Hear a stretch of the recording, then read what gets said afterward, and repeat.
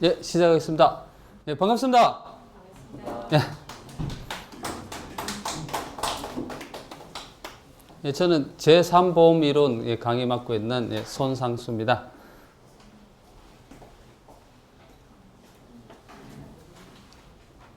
예, 원래 한번 이렇게 시험 보셨던 분들도 계시고, 이제 처음에 이제 시작하시는 분들 아마 계실 것 같아요.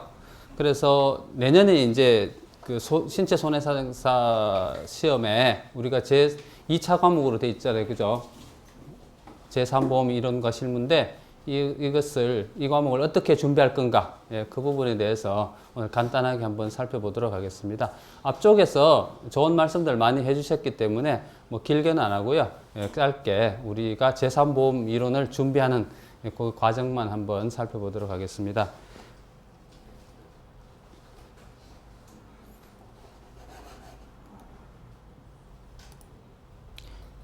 예, 먼저 제3보험 이론의 강의의 기본 방향에 대해서 한번 이제 살펴보겠습니다. 일단 제3보험 이론, 원래 시험 보신 분들은 아시겠지만, 굉장히 까다롭게 나왔습니다. 문제가, 예전에는 좀 단순했는데, 원래는 문제를 많이 복잡하게 냈습니다. 그렇다고 해서 뭐 없는 내용을 낸 건 아니고요. 여러 가지 쟁점들을 한 문제 안에서 많이 물어봤기 때문에, 그래서 한정된 시간 내에서 그 쟁점들을 다 이제 걸러내고 해야 되기 때문에 굉장히 어려움이 많았습니다. 이제 그 와중에서도 가장 중요한 게 이제 기본 이론입니다. 이제 기본 이론이 튼튼하신 분들은 뭐 좀 어려움은 있었지만 이제 충분히 이제 문제를 또 푸셨을 거고요.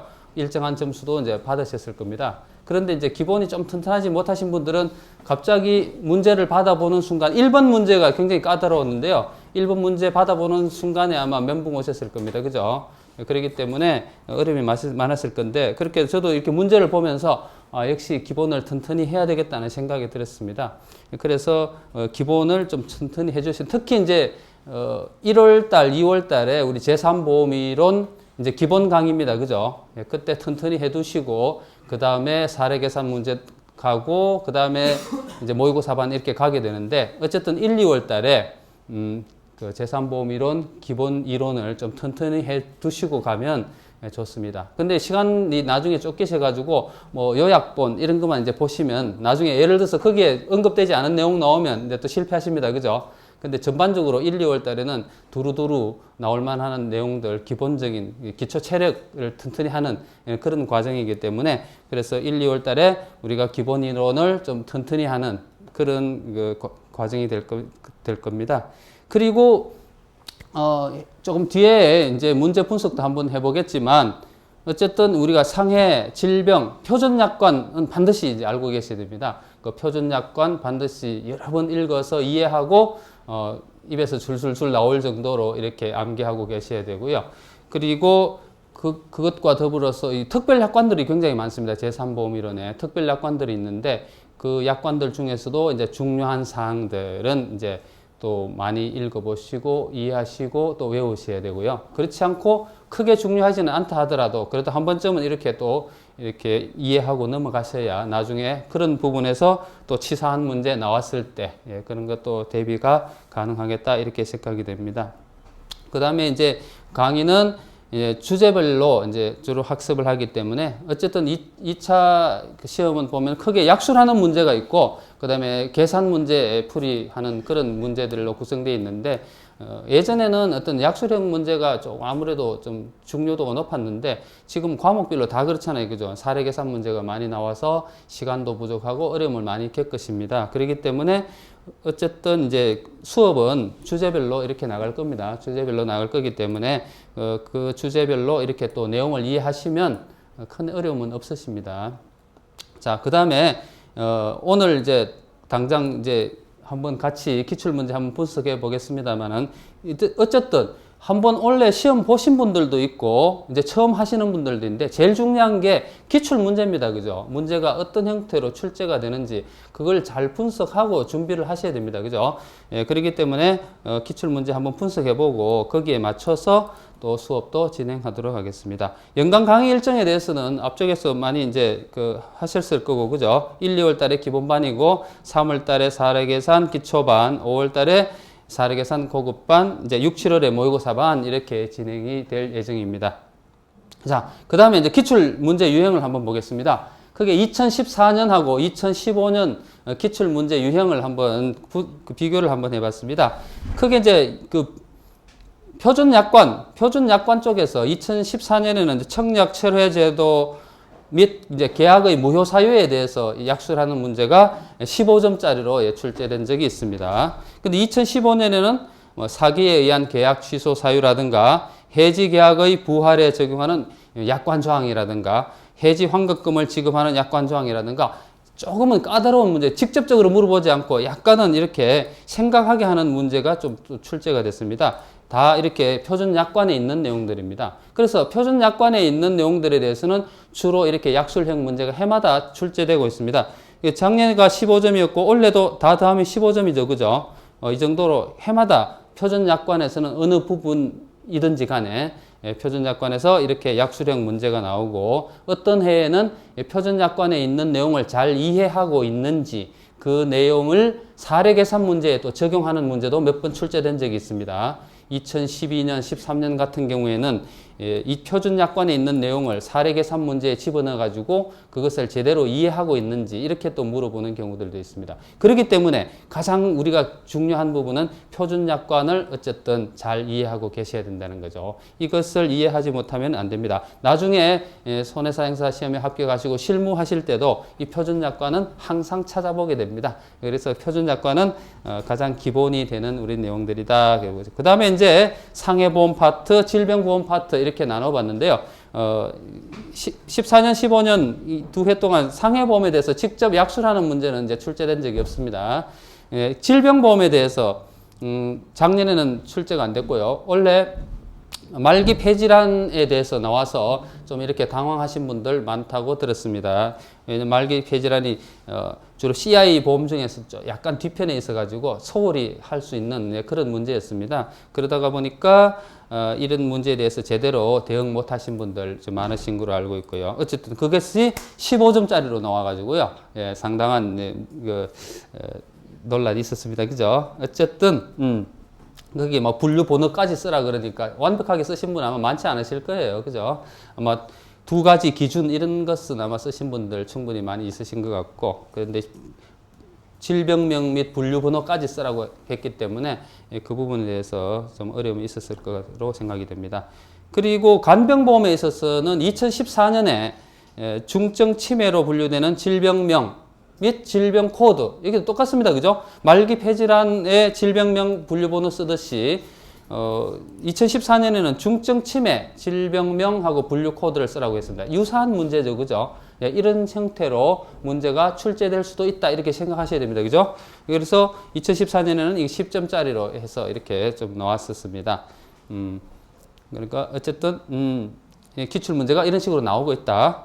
그리고 후유장애에 대해서 계산 문제도 많이 나왔지만 후유장애에 대해서도 또 이렇게 약술하는 문제가 나왔습니다. 2014년에는 일상생활 기본동작 장애평가표에 있어서 장애 상태에 대해서 이렇게 또 약술하는 문제가 있었습니다.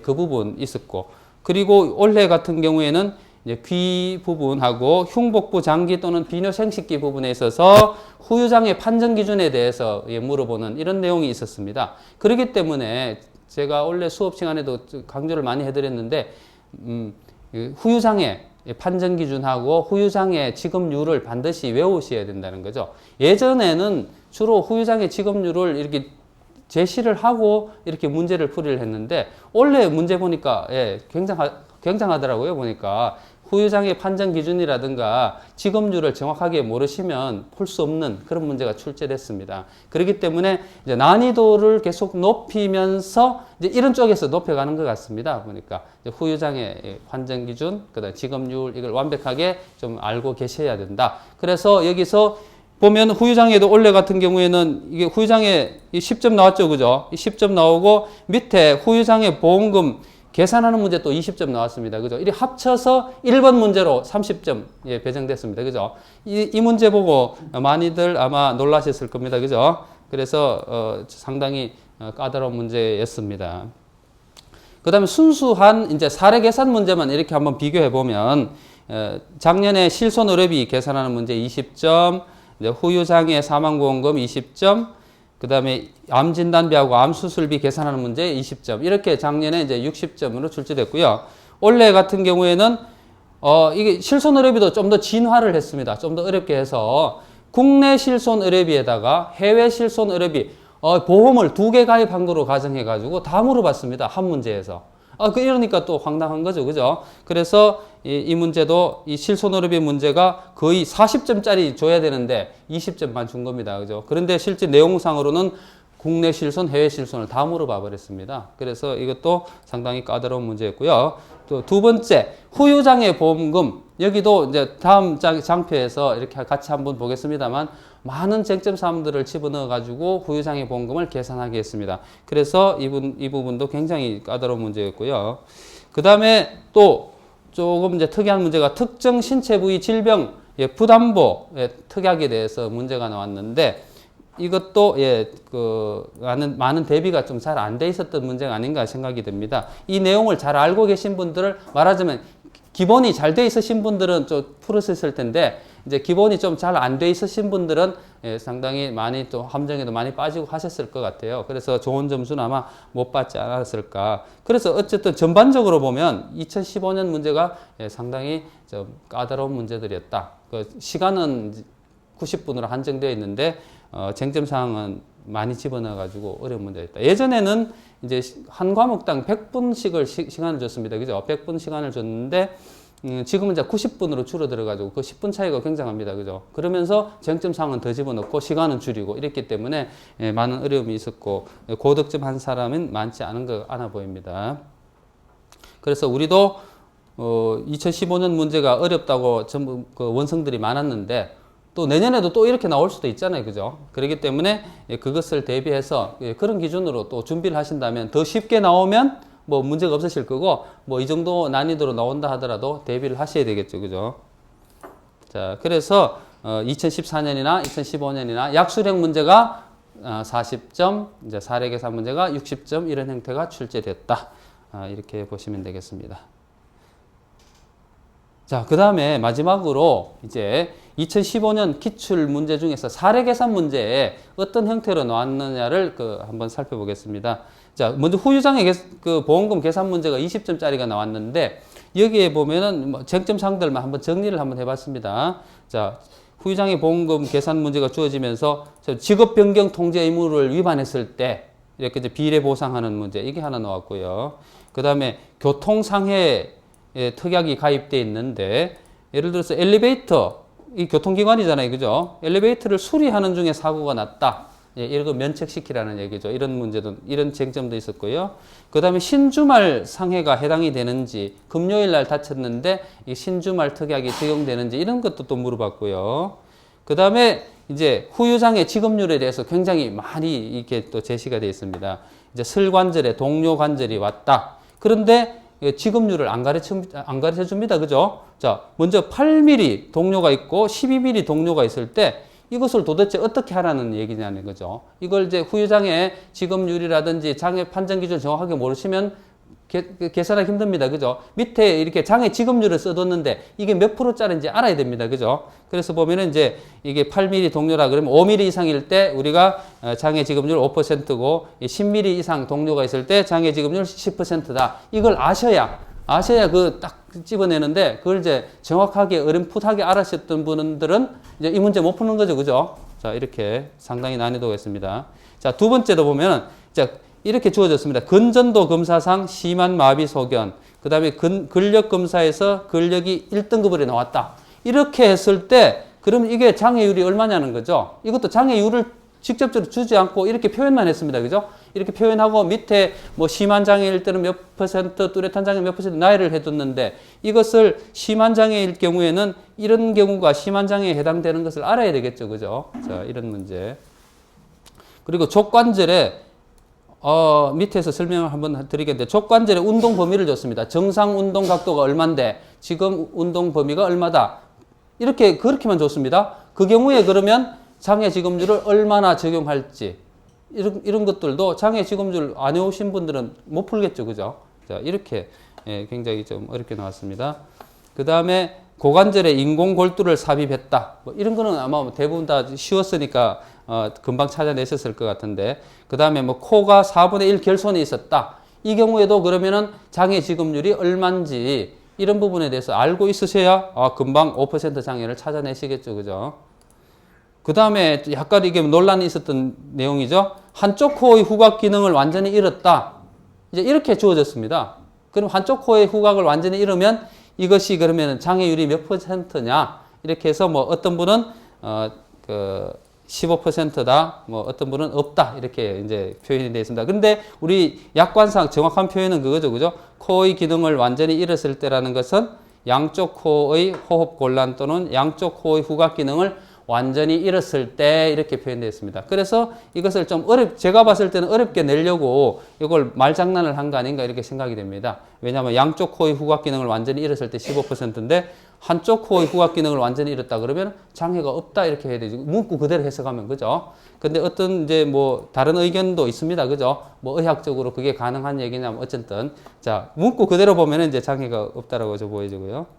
그 다음에 안구의 뚜렷한 운동장애 해마다 나오는 거죠. 그죠? 안구의 나오는 거. 이것도 이제 외상 후 1년이 지난 뒤에 평가를 해야 되는데 그 전에 평가한 것은 장애를 인정받지 못한다. 이런 내용들.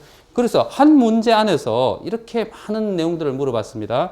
그 다음에 이 실무자들은 뭐 그 자연스러웠을 텐데 학생들은 당황하셨을 거예요. 그죠? 당황하셨죠. 그죠? 후유장애 진단서를 갑자기 제시했습니다. 후유장애 진단서 한 번도 학생들은 못 봤을 거 아니에요. 그죠? 그 실무자들 아니면 본 적이 없으실 거예요. 근데 갑자기 후유장애 진단서를 보여준 거예요. 거기 보고 내용 보고 찾으라고. 기가 막힙니다. 그죠? 자, 이런 문제 나왔습니다. 이제 원래는 이제 공부 학생들도 이제 기출 문제를 보셨으니까 후유장애 진단서가 이렇게 생겼구나 이제 아시겠죠. 그죠? 자, 그래서 후유장애 진단서 보는 방법 이것도 그야말로 실무자 문제네요. 이거는 그죠? 그 다음에 후유장애 또 판정 기준을 물어보는 내용들도 있습니다. 장애 지급률을 결정한 다음에 장애 상태가 악화됐을 때 장애 지급률을 어떻게 결정하는가. 그 다음에 후유장애를 지급받은 동일한 부위에 장애가 가중됐을 때 그럼 후유장애 지급률을 또 어떻게 주느냐 이런 문제. 그 다음에 1상지 또는 1하지의 장애일 때 후유장애 지급률 한도를 60% 한다는 내용을 알고 있는지. 예, 그래서 1번 문제가 후유장애 보험금 계산 문제에서 쟁점이 한두 개가 아닙니다. 그죠? 그리고 내용도 정확하게 후유장애 판정 기준이라든지 그 다음에 후유장애 지급률을 정확하게 아셔야 이 20점을 맞출 수가 있었습니다. 그렇게 완벽하게 맞추신 분은 거의 없으시겠죠. 그죠? 자, 이렇게 되기 때문에 올해도 이렇게 후유장애 공부하실 때 후유장애 판정 기준이라든지 후유장애 지급률 다시 한번 정확하게 아셔야 되고 앞쪽에서 여기 나왔었잖아요. 그죠? 후유장애 별도로 또 판정 기준 또 약술하는 문제까지 또 있었습니다. 그죠? 그렇기 때문에 후유장애에서 원래 30점짜리가 상당히 우리가 어려움을 줬습니다. 그리고 그 과정에서 앞쪽에 여기 상해보험에서는 이게 약술형 문제가 없었는데 이 안쪽에 사례 계산 문제 안에 이게 들어와 있습니다. 그죠? 직업 변경 통지 의무라든가 또 교통기관을 물어보는 문제, 그 다음에 뭐 신주말 상해라든지 이렇게 상해보험과 관련된 내용을 직접적으로 약술하는 문제는 없었지만 사례 계산 문제 안에 집어넣어 버렸습니다. 그래서 상해보험에 대한 전반적인 내용을 알고 있으셔야 이런 사례 계산 문제도 풀 수 있다. 굳이 약술 문제가 아니더라도 사례 계산 문제 안에 이렇게 상해보험의 내용을 알고 있으셔야 풀 수 있다. 이렇게 여겨집니다. 자, 그리고 이제 또 두 번째 문제 있었죠. 그죠? 특정 신체 부위 질병 부담보 특약이 나왔는데 이것도 20점짜리였습니다. 그죠? 여기 이제 쟁점 사항을 한번 정리해 보면 상해로 보험금 지급 사유가 발생했을 때는 이제 그러니까 이 부담보 특약이 가입되어 있더라도 질병이 아니라 상해로 보험금 지급 사유가 발생하면은 보험금을 지급한다는 내용을 알고 있는지. 그 다음에 그 콤바인이라고 하는데 농기계 같은 경우에는 보통 우리가 농업기계지만 이제 사람이나 물건을 운송 중일 때는 이렇게 교통상해로 보기 때문에 사고가 났다면 예를 들어서 교통상해 특약을 적용할 수 있다는 거. 이런 것도 상해보험 내용입니다. 그죠? 상해보험이 약수는 없었지만 이렇게 사례 문제 안에 자꾸 이렇게 끼워 넣습니다. 그 다음에 이제 그 부담보의 기준을 정확하게 아는지. 그러니까 특정한 신체 부위에 발생한 질병이나 그것으로 인해서 전이되어서 다른 신체 부위에 질병이 발생했다면 그것도 부담부하겠다. 이런 내용도 약관에 정확하게 나와 있습니다. 그죠? 예, 이런 특약의 내용을 정확하게 알고 있는지 이런 거 직접 이렇게 약술은 하지 않더라도 이 내용을 정확하게 아셔야 문제를 풀 수 있습니다. 그죠? 그렇기 때문에 자 그리고 이 부담보 특약이 언제 소멸되는지 그러니까 실제로 부담보 특약이 가입되어 있다 하더라도 계약을 체결한 후에 5년이 지나는 동안에 재진단을 받거나 치료한 경력이 없는 경우에는 이 부담보 특약이 다시 없어진다는 것 이런 내용도 알고 있는지 그러니까 이런 내용들 특약에 대해서 정확하게 아셔야 이런 사례 문제를 풀 수 있었다는 거죠. 그 다음에 마지막으로 이제 국내 그 해외 실손 의료비 계산.